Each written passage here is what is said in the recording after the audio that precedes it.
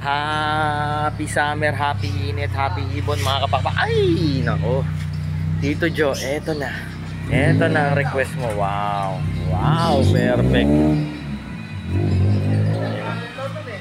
Isang badge hen. So, takbo Manila to. Tito Joe, thank you so much for trusting Dan Cebunan. Laki, grabe. Mga basic. Again, syempre kung first time nyo kami napanood dito sa Facebook, YouTube, or TikTok man, this is your Kuya Dan only sa Dan Cebunan. Kwentuhang ibon at kung ano-ano pa yan. Located po tayo sa 37 Consuelo Street. Napakaganda ng araw. Marulas ba yan? Valenzuela City. Pwede kayo tumapo dito kapakpak. From Monday to Saturday, 8 AM hanggang 8 PM ng gabi para makapagkape tayo at kwentuhang iwaga. Tito Joe, thank you so much for trusting Dan Cebunan. Bisitahin nyo na rin kapakpak yung mga online store natin, TikTok, Lazada at Shopee store nandiyan sa taas ng caption.